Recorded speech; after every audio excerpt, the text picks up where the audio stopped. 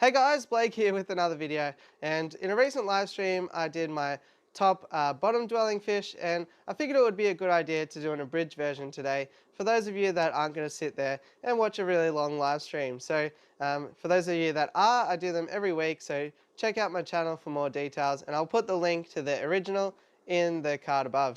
So today we're going to do my top 6 bottom dwelling fish, not to be confused with my favorite algae eating fish, which is a trap we fall into sometimes. So let's jump straight into the video and talk all about bottom dwellers.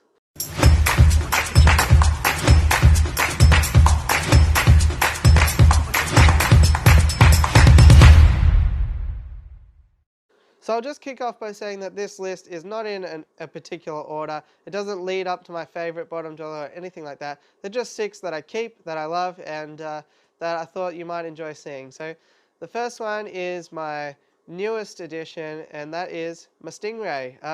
Many of you might not know that I have a stingray, but really like stingrays. And in terms of bottom dwellers, these guys are the true bottom dweller. They pancake themselves as low as they can get into the aquarium, so of course they have to count as a bottom dweller. What they do is keep the substrate nice and clean. They love to sort of dig around, bury themselves, and search for morsels all day, so that's really awesome. Some of the downsides are that they get massive, so be prepared to get a massive aquarium. They also produce a lot of waste and also just leach ammonia, so that's kind of a few big ones, but nothing that a bit of good filtration and water changes can't fix. So definitely in love with my new stingray. There's multiple varieties. This guy here is a Motoro Cross Black Diamond.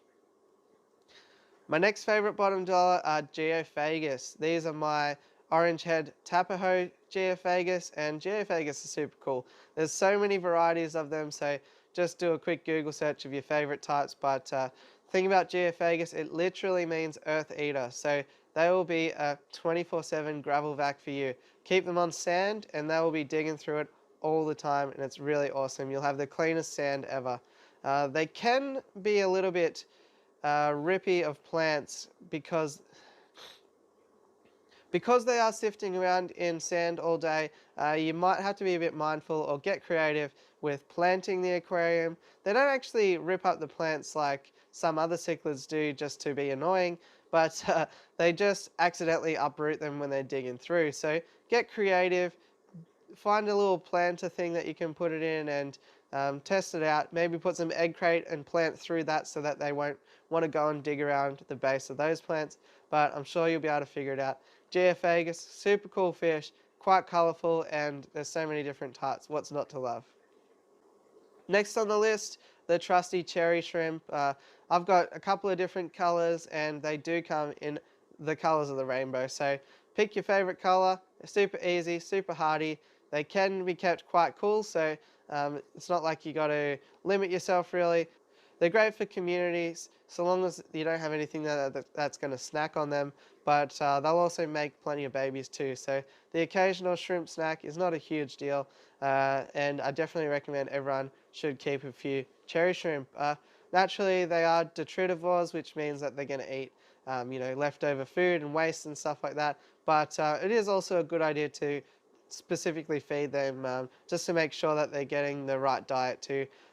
Because they shed their exoskeleton quite a bit, you're going to want to keep some calcium and stuff like that in the water, but for the most part I found them to be super hardy and really rewarding, so definitely give cherry shrimp a go if you haven't already.